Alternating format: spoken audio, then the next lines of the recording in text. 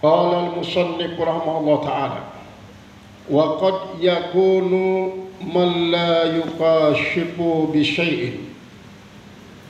Faqad yakunu, dan kadang-kadang ada man la yuqashifu bi syai'in, orang yang tidak dibukakan dengan sesuatu min ma'anil qadari, daripada makna-makna al-qadar, kemuliaan dan ukuran, abdala mimma yukashafu biha.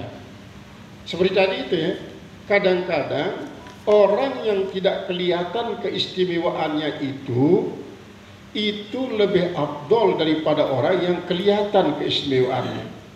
Karena apa? Karena orang yang tidak kelihatan keistimewaannya ini dibungkus keistimewaannya itu dengan sesuatu yang membuat orang lain tidak pernah ada perhatian pada dirinya. Karena apa? Dia kelihatan jelek, dia kelihatan jahat, dia kelihatan tidak berwibawa, dia kelihatan tak punya jasa, dia kelihatan tidak ada apa-apanya. Nah, seperti halnya misalnya ada emas. Emas ini kebetulan jadi selimuti oleh tanah-tanah yang melekat keras. Nah, sehingga keutuhannya itu asli. Namun orang tidak tertarik karena yang dilihat adalah tanah yang ada di luar emas itu. Sementara kalau emas yang sudah dibuka itu kadang-kadang karatnya lebih rendah daripada yang belum terbuka ini. Tapi banyak orang tertarik karena dia lihat. Sedangkan yang ketutupan itu tidak ada yang bisa melihat dia, tidak ada yang buat dia menarik. Tetapi itu yang lebih bagus ternyata dibanding dengan yang kelihatan itu.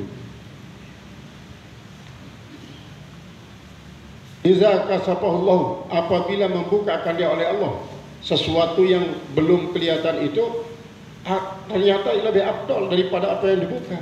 Apabila yang tidak kelihatan itu dibuka oleh Allah Ta'ala bisyarafil ma'rifati, dengan upaya daripada kemarifatannya, yaitu artinya kelihatan sekarang ini dia betul-betul arif, hakikat Allah Ta'ala itu dia tahu, sehingga dia juga tahu hakikat dirinya. Sekarang ini kita dihebohkan ya dengan yang namanya kebangkitan spiritual. Saya tidak tahu apakah orang-orang yang aliran kebatinan yang mengalami itu, sehingga banyak sekali orang-orang yang berbicara tentang masalah spiritual, masalah ilmu batin. Ayat-ayat Al-Quran yang biasa kita terjemahkan sesuai dengan arti muhkamatnya, tapi mereka itu justru mengartikannya terus di sisi arah kebatinan, ilmu kebatinan. Sehingga bagikan mereka itu mengartikan semua ayat Al-Quran yang menurut tafsiran yang kita baca-baca itu sangat berbeda, dengan sangat berbeda. Misalnya Al-Fatihah, surat Al-Fatihah. Surat Al-Fatihah itu menurut mereka bukan sebagai pembuka daripada kitab Al-Quran, bukan sebagai umul kitab Al-Quran, tapi menurut mereka adalah pembuka hati. Kalau kita mau berkomunikasi dengan Allah Ta'ala bukan dengan mulut, tetapi dengan hati, kata mereka. Karena mulut kita tidak bisa kalau berkomunikasi dengan Allah. Kalau hati kita sudah terbuka, maka dia akan paham terhadap apa yang difirmankan Allah, seperti halnya Nabi Musa alaihissalam, kata mereka. Sehingga yang spiritualisme itu, orang-orang yang mengalami kebangkitan spiritual, banyak yang gadis-gadis cantik yang pakaiannya geron-geron itu ternyata dia bahas tuntas masalah spiritual. Tetapi seperti tadi, dalilnya Al-Quran, dalilnya hadis, cuma dipandang dari segi kebatinannya. Nah, ini adalah hal-hal yang kadang-kadang membuat kita menjadi kalau tidak kembali kepada apa yang dibahas oleh para ulama-ulama tasawuf salafus saleh, maka kita sangat-sangat mudah terpengaruh oleh orang-orang semacam itu yang dikatakan sudah mengalami kebangkitan spiritual. Kadang-kadang nanti kebangkitan spiritualnya ini dikaitkan dia dengan alam semesta. Gitu. Seperti halnya ada seorang tokoh Ali Saraf, gitu ya, Dr. Ali Saraf. Beliau sangat-sangat tidak percaya adanya roh. Tidak percaya terhadap roh. Kan dikatakan bahwa roh itu adalah tahayul. Lama-lama nanti dia tidak percaya adanya Allah. Bahwa alam semesta ini tidak ada yang membuat dia, katanya. Tadi dia lebih terpengaruh oleh Big Bang teori daripada Albert Einstein, bahwa alam semesta ini ada yang makrokosmos, mikrokosmos, ada atom, ada neutron, ada proton, ada itu adalah yang dipakai menjadi dalil. Tetapi dia tidak juga menolak pendapat daripada orang-orang yang memakai dalil Al-Quran dan hadis untuk menilai alam semesta ini. Jadi seolah-olah menurut dia alam semesta ini tidak membutuhkan Tuhan untuk sekedar tercipta, katanya. Artinya bahwa alam semesta ini dengan persenyawaan antara satu dengan yang lainnya akan bisa tercipta sesuatu yang lain. Sehingga ini kadang-kadang menjadi basic pembahasan daripada kebatinan yang mereka jadikan sebagai salah satu indikator kebangkitan spiritual. Jadi sedikit banyak berbeda dia dengan apa yang kita temukan di dalam kitab-kitab tasawuf seperti ini. Nah, mereka kadang-kadang tidak membaca akan makna daripada Al-Quran seperti kita kan yang belajar ilmu ushul tafsir, ilmu tafsir, kemudian mustalah hadis dan lain sebagainya. Dia hanya memandang daripada segi makna kata, pengertian katanya.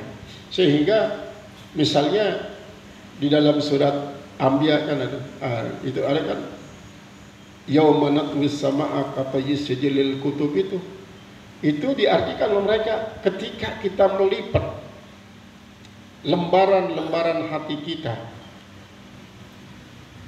sebagikan kita melipat kertas untuk ditulis, maka hati kita ini baru dia bisa untuk menyerap hakikat daripada yang Maha Kuasa. Jarang juga menyebut nama Allah.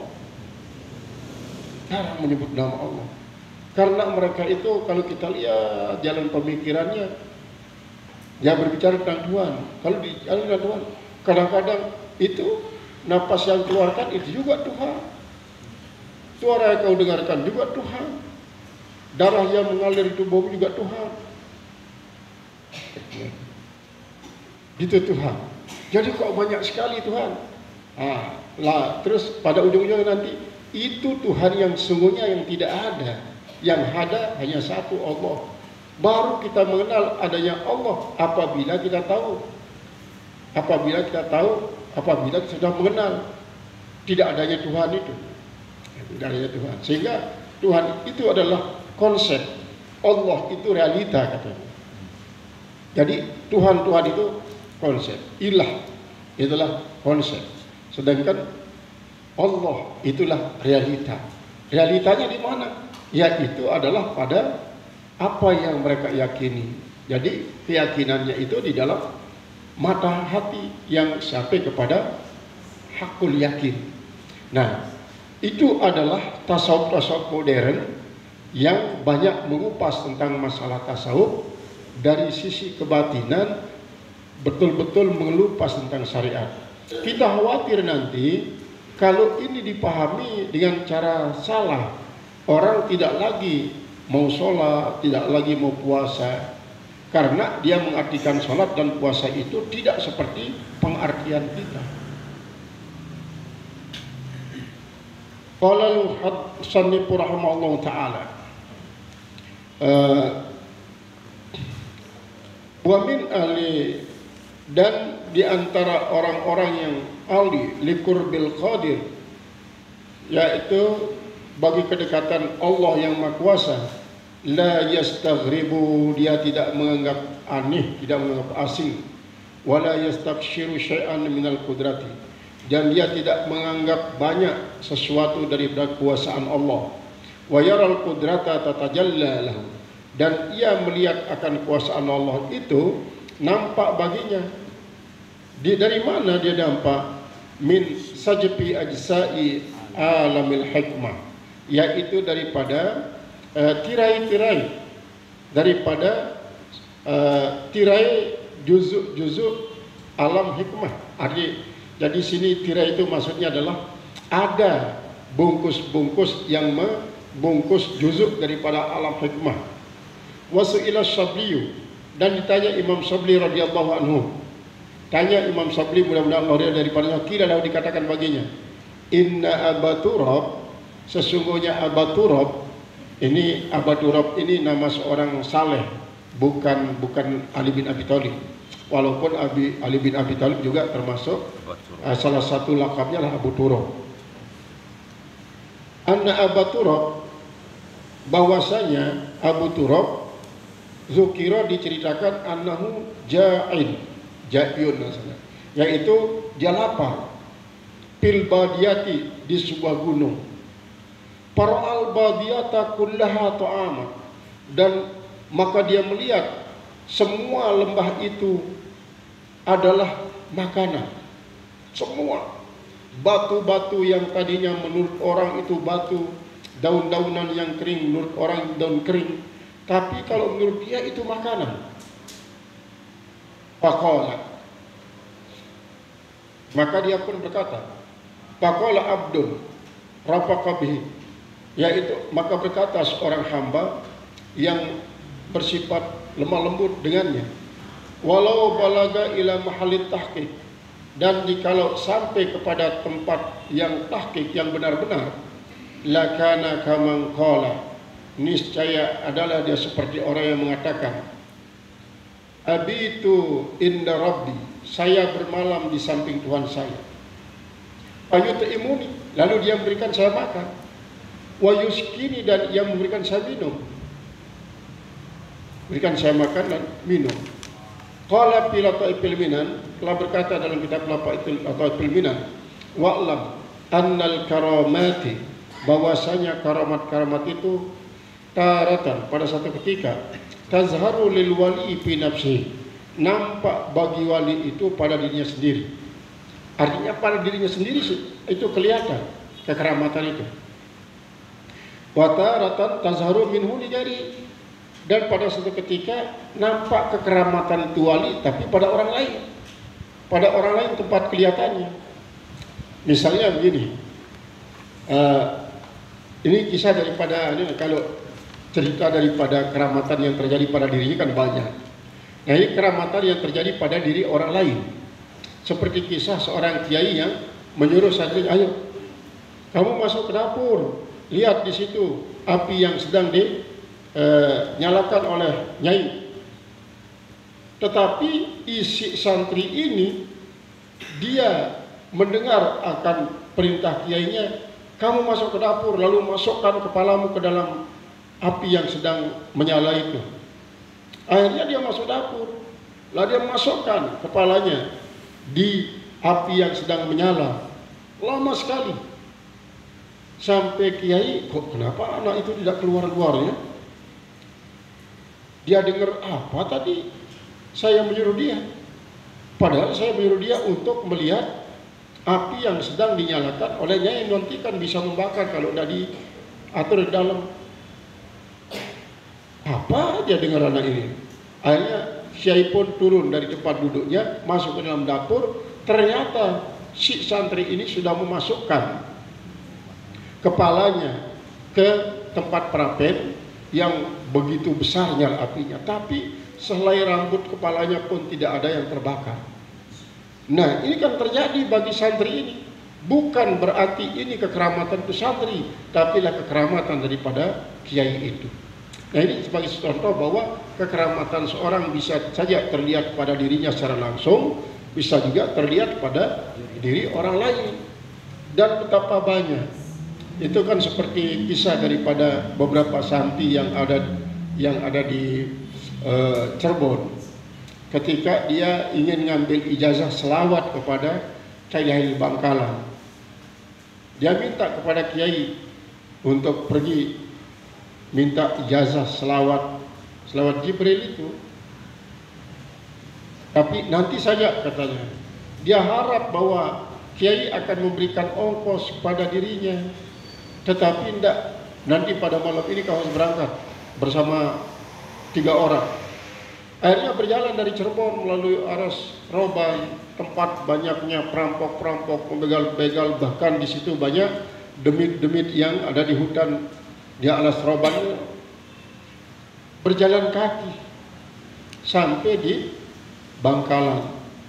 Nah, ketika dia sudah diijazahi oleh Ki Halil Bangkalan itu selawat, disuruh dia pulang pada malam itu juga.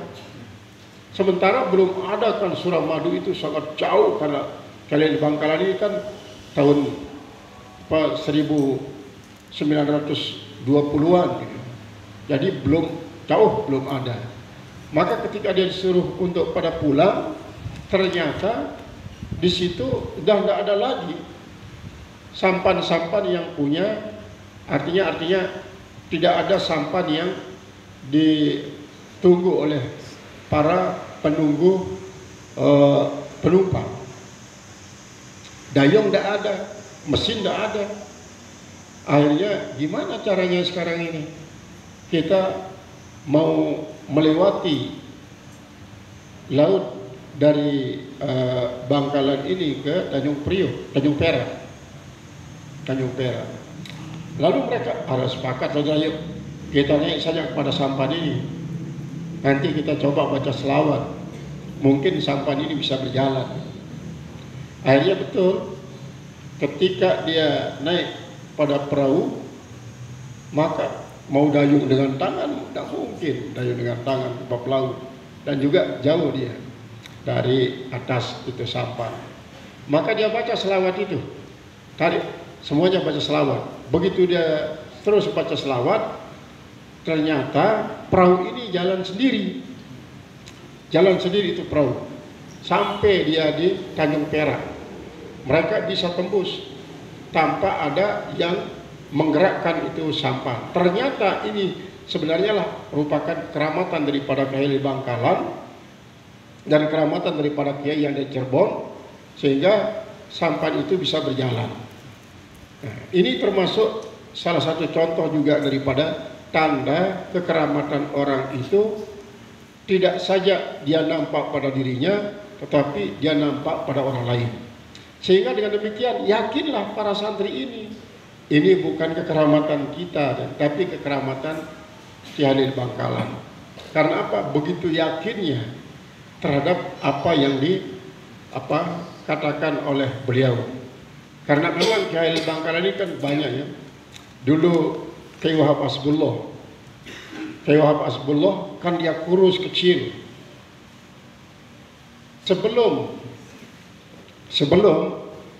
Kiai Wahab Hasbullah diterima mondok di pondoknya Kiai Bangkalan, Kiai Halil mengatakan kepada para santri, besok kalau ada macan yang datang, kalian harus pukul dia.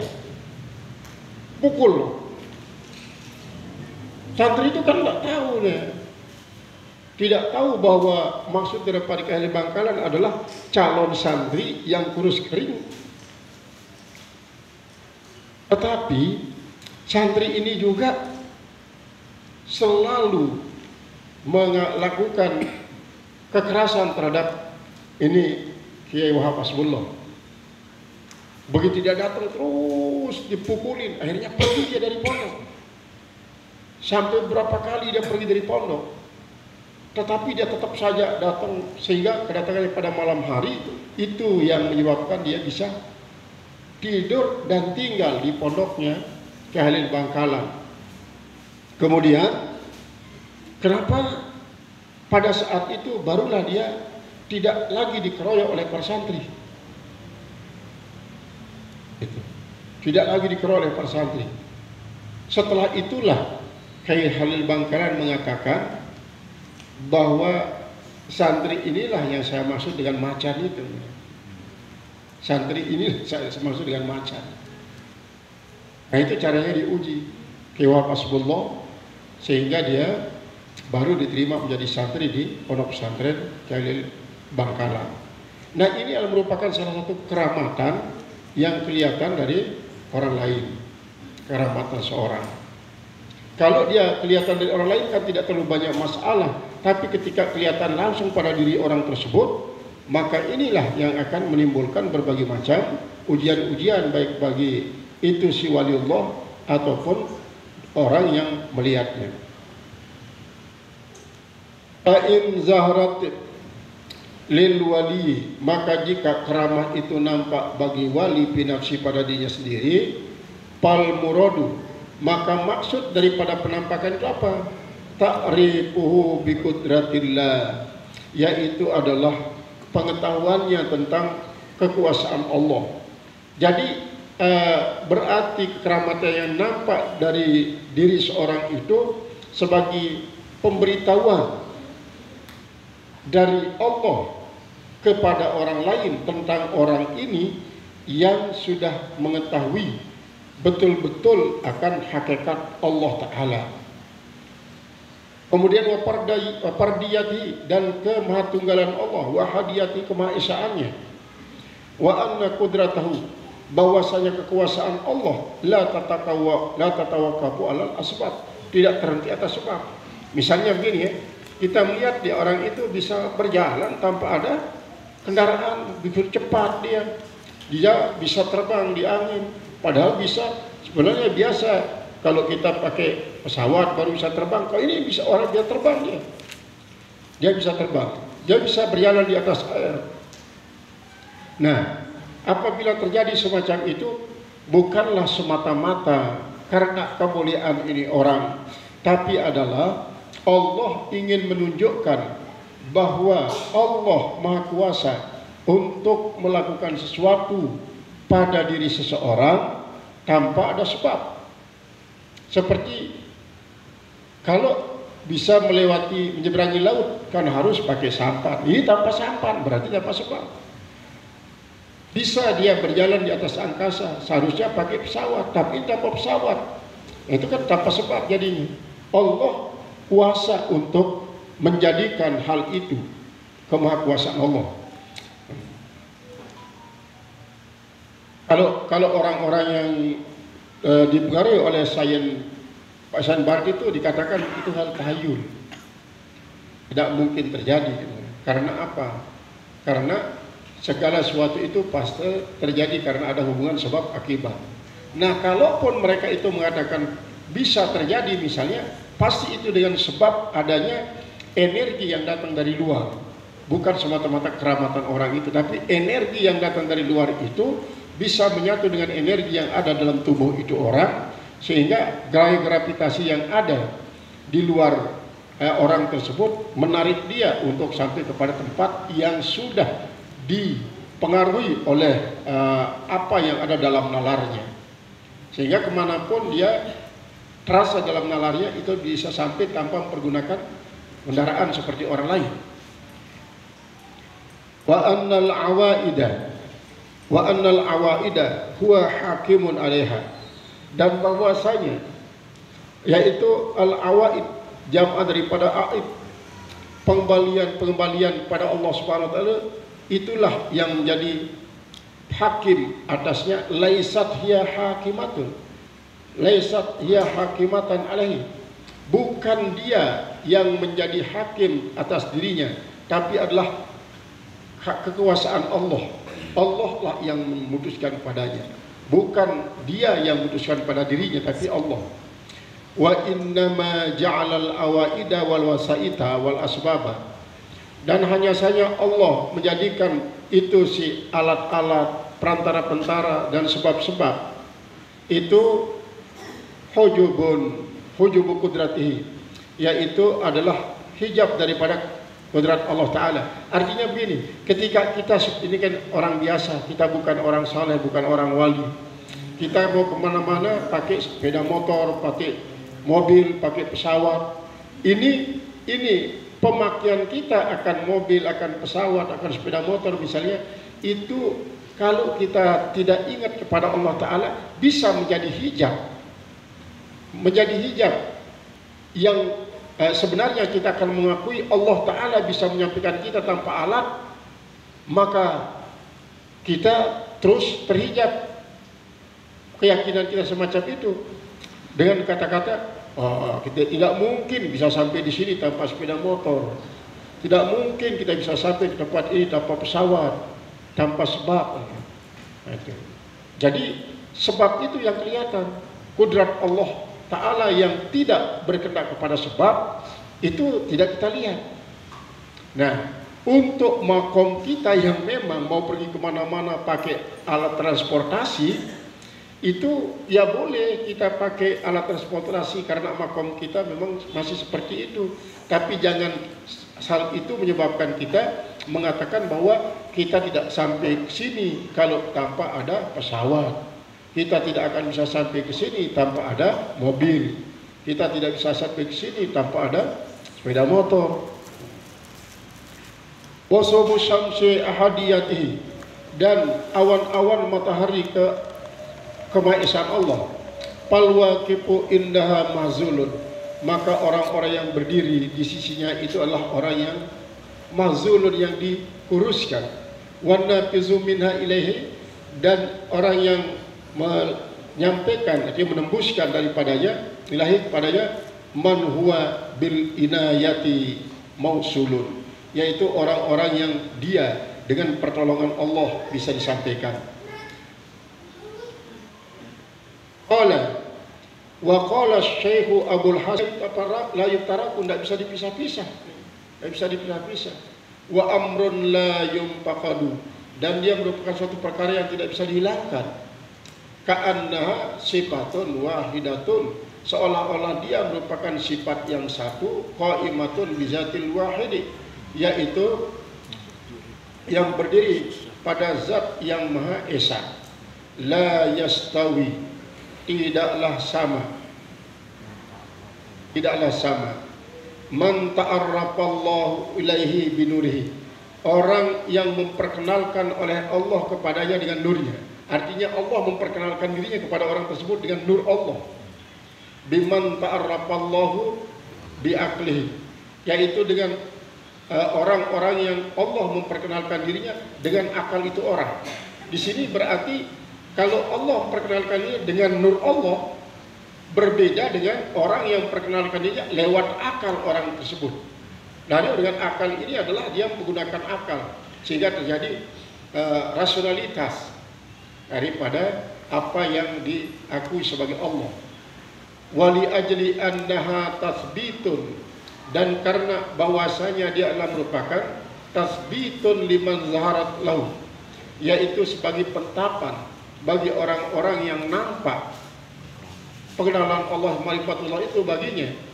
Rubbama wajadaha alul bidayati fi bidayatihim, mungkin saja mendapatkan dia oleh alul bidayah pada permulaan-permulaan mereka. Wa faqadaha alul nihayah, lalu hilang akan dia oleh orang-orang yang ahlu nihayah, fi nihayati, pada kehinggaannya. Ini apa arti daripada ahlul bidayah dan ahlul nihayah? Yang dimaksudkan dengan ahlul bidayah ini kan orang-orang yang pemula, baru mulai menekuni sebuah suluk, tetapi dengan begitu semangat dia, semangatnya ini seolah-olah pada saat itu dia sudah sampai kepada apa yang dicari, yaitulah mengenai dekat kepada Allah Ta'ala. Sedangkan ahli nihayah kadang-kadang dia sudah mulai letih, dia sudah mulai lelah bermujahadah, sehingga apa yang sesungguhnya akan ia dapatkan menjadi terlepas, menjadi semakin jauh. Padahal kalau mursyid mengatakan ini kamu sudah sampai di penghujung ini ya, penghujung, kamu harus hati-hati. Betapa banyak orang-orang yang gagal, yaitu dikatakan yang dikatakan ya terputus di akhirnya, mungkatiul akhir, katakan mungkatiul akhir, terputus di akhirnya, lagi sedikit sekali dia akan sampai. Tapi karena terlalu letih, dan tapi di situ banyak godaannya. Kalau dia sabar saja misalnya, dia akan sampai.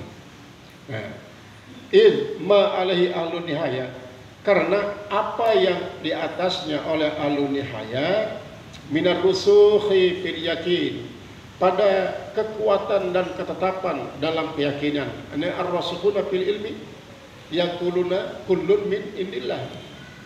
Orang-orang yang kuat dalam ilmunya mengatakan semua datang dari Allah. Yang muhkamat datang dari Allah, yang mutasyabihat juga datang dari Allah. Maka kalau ahli kebatinan mengartikan muhkamat mutasyabihat ini justru yang paling rumit dipikirkan yang mutasyabihat. Karena apa? Karena yang mutasyabihat ini lebih banyak dia mengarah kepada menguji akan orang supaya dia betul-betul berjuang, betul-betul mujahadah. Nah, tetapi semuanya datang dari Allah. Kullun min indillah. Semua datang dari Allah Subhanahu wa taala. Wal quwwati wa tamkini, dan kekuatan dan ketetapan, la yahtajuna ma'ahu ila musbitin, di mana mereka itu tidak berkehendak bersamanya kepada penetap. Wa hakadha kana salaf radhiyallahu, dan seperti itulah adalah orang ahli, orang ulama salaf, mudah-mudahan Allah ridha daripada mereka, lam yuhawwijhimul haqqu subhanahu wa ta'ala ila zuhuril karamah. Jadi tidak menarik mereka, tidak menarik mereka. Tidak, artinya tidak diberikan oleh Allah Subhanahu wa taala untuk tertarik kepada nampaknya keramat al-hissiyah itu yang sifatnya indrawi. Tidak tertarik. Karena apa? Kadang-kadang dia khawatir justru. Karena nanti kalau orang melihat keramatnya, orang memuji dia, kemudian dia menjadi ujub, itu menjadi hijab besar, hijab yang tebal yang membuat dia jadi tidak akan sampai dia kepada Allah. Tapi kalau Allah menyembunyikannya sehingga tidak ada yang mengetahui dia memiliki satu keistimewaan, berarti Allah membuat dia untuk menempuh perjalanan yang lapang. Tidak ada ganjalan-ganjalan yang datang daripada manusia, dengan sebab tidak ada yang memuji dia. Justru banyak orang yang menghina dia misalnya. Ini apa orang ini kalau sudah sekian lama dia mujahadah, tapi tidak ada kelihatan sedikit keistimewaannya, semakin dia terpuruk, semakin, dan ini. Itu justru yang kelihatan. Orang bilang begitu. Nah justru ini yang akan membuat dia lulus cepat sampai kepada Allah. Lam lima atahum minal ma'arif, karena apa yang Allah berikan kepada mereka daripada al-ma'arifil gaibiyah, yaitu tentang pengetahuan yang gaib, wal ulumil isyhadiyah, dan ilmu-ilmu yang hadir, yang kelihatan maksudnya. Jadi yang nampak dia lihat, karena yang nampak memang, kemudian yang gaib bisa juga dia miliki, ya kuasai. Wala yahtaju, dan tidaklah yang tidak, wala yahtajul jabalu ila marsatin, maka dia tidak berkendak sebuah gunung kepada suatu tempat yang pendakiannya. Fal karamatu rafi'atun, maka keramat yang hakiki itu sangat tinggi, sangat-sangat tinggi. Dizalzalatis syaki, bagi guncangan keraguan-raguan, fil minnati, pada soal pemberian, wa ma'rifati, dan marifat. Tafaddalallahu ta'ala biman azharat alaihi, memberikan kelebihan oleh Allah Subhanahu wa taala pada orang-orang yang keramat itu nampak atasnya. Wasyahidatun lahu, dan menjadi saksi baginya bil istiqomah, dan istiqomah sama Allah Subhanahu wa taala, sama Allah Subhanahu wa taala. Nah, ini nanti kita akan dikasih tahu tentang wal nasu fil karamati ala salasati aqsamin.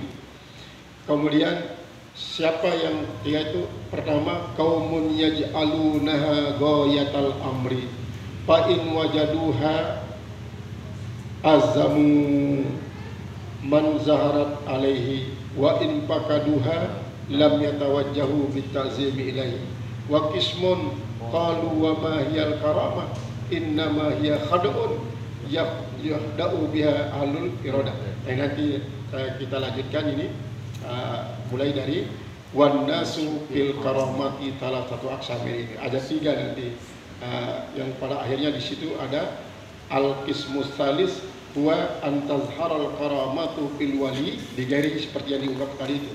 Wal muradu bidzalika ta'rifu dzalikal abdi alladhi syahidaha bi sihhati tariqi hadal wali alladhi zaharat alil karamah.